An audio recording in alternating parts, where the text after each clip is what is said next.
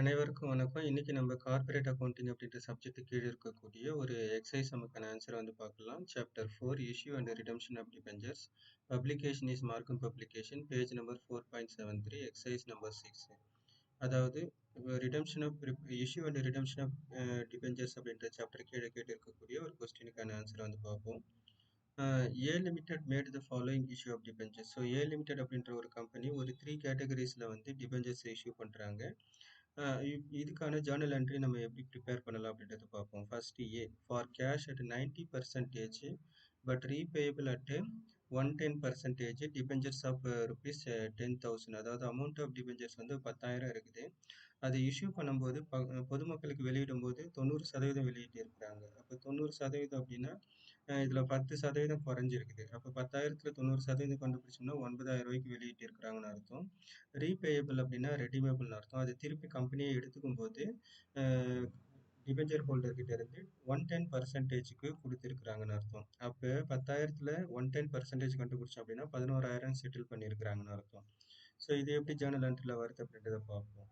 So இதே கேட்டகரிஸில் வந்து second வந்து to a creditor who supplied machinery costing rupees 1 lakh. அதாவது நம்ம ஒரு மெஷின் வந்து வாங்கியிருக்கிறாங்க ஏ லிமிட்டெடு கிரெடிட்டார்ஸ் கிட்ட இருந்து, அதாவது செல்லர் கிட்ட இருந்து.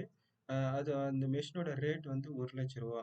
அதுக்கா பதில் ஏ லிமிடெட் வந்து 1100 நம்பர் ஆஃப் டிபெஞ்சர்ஸ் வந்து கொடுத்துருக்குறாங்க. 1100 நம்பர் ஆஃப் டிபெஞ்சர்ஸ். ஒரு டிபெஞ்சரோட ரேட் வந்து என்ன அப்படின்னா 100 ருபீஸ். அப்போ 1 lakh வந்து இந்த 1100 இன்ட்டு 100 நம்ம போட்டோம் அப்படின்னா நமக்கு 1,10,000 வரும். அப்போ இந்த 1,10,000 அப்படின்னும் போது எக்ஸ்ட்ரா வந்து 10,000 பேமெண்ட் ஆகுற மாதிரி இருக்கும். அப்போ அந்த மாதிரி காமிக்காம நம்ம என்ன பண்ணிருந்தோம் அப்படின்னா ஆக்சுவல் செட்டில்மெண்ட் மெஷினுக்கு என்னவோ அந்த 1 lakh மட்டும்தான் நம்ம செட்டில் பண்ணுவோம்.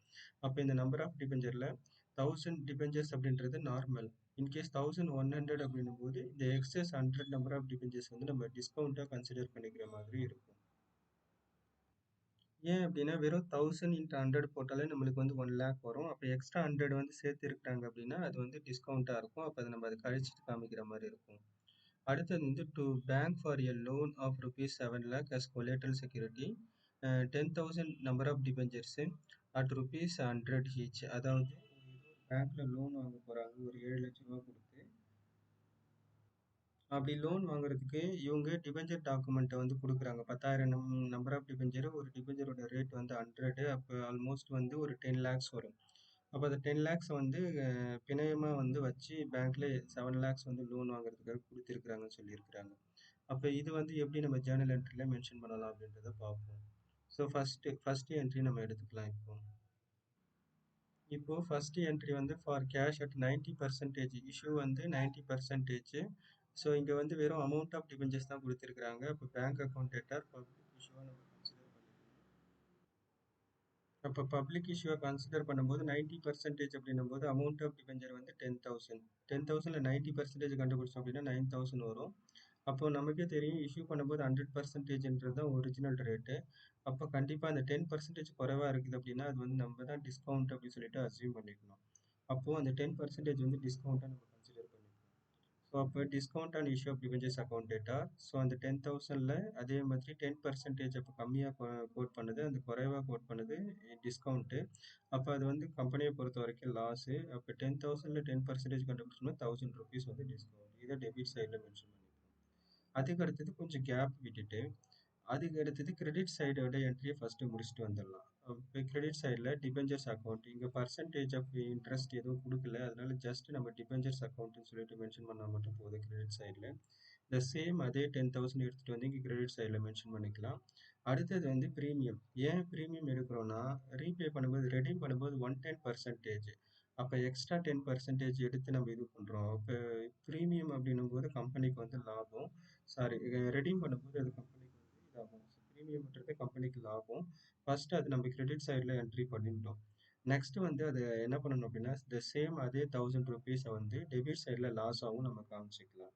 ஸோ இப்போதைக்கு என்ன பண்ணிடணும் அப்படின்னா செக்யூரிட்டிஸ் ப்ரீமியம் கிரெடிட் சைடில் நம்ம மென்ஷன் பண்ணியிருக்கோம்.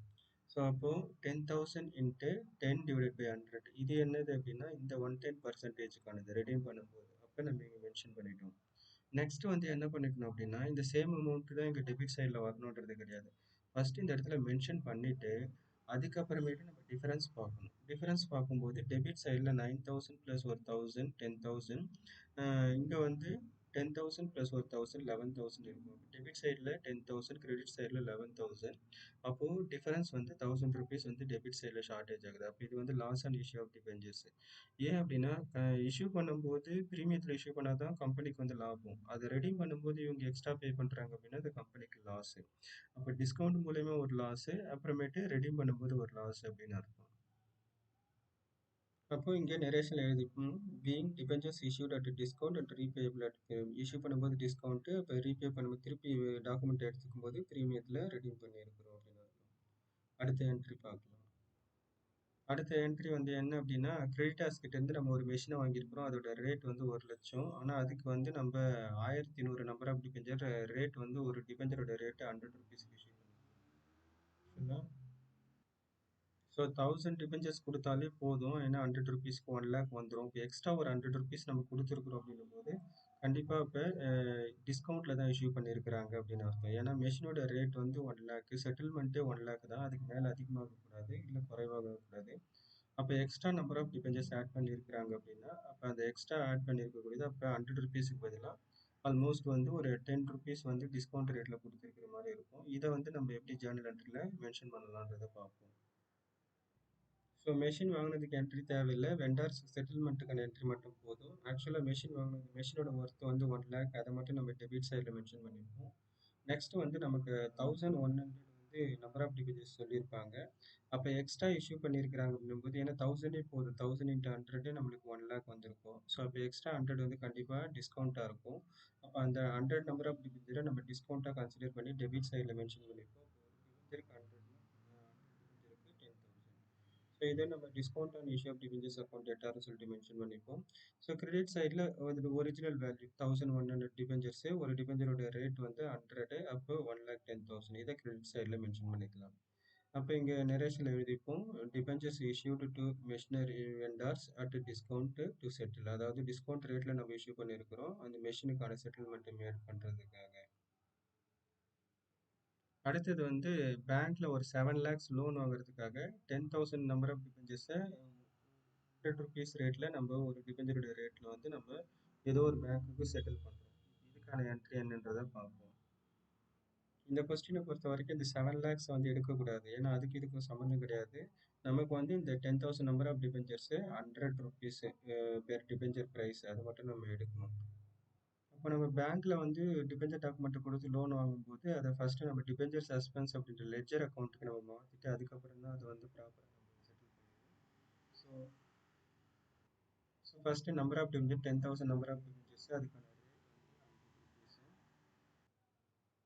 அப்போ டிபெஞ்சர் சஸ்பென்ஸ் அக்கௌண்ட் அப்படின்னு சொல்லிட்டு ஒரு அக்கௌண்ட் கிரியேட் பண்ணி அதை டெபிட் சைடில் மென்ஷன் பண்ணிக்கலாம்.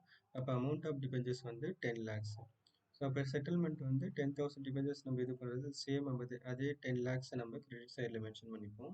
So being debenture issued to bank for loan. So loan வாங்குறதுக்காக நம்ம என்ன பண்ணியிருக்கிறோம், ஏதோ ஒரு பேங்க்கில் கொடுத்துட்டு ஸோ பேங்க் லோனுக்காக நம்ம அப்ளை பண்ணியிருக்கோம். அதுக்காக டிபெஞ்சர் டாக்குமெண்ட்டை கொடுத்துருக்கோம். தட்ஸ் ஆல், அவ்வளவுதான்.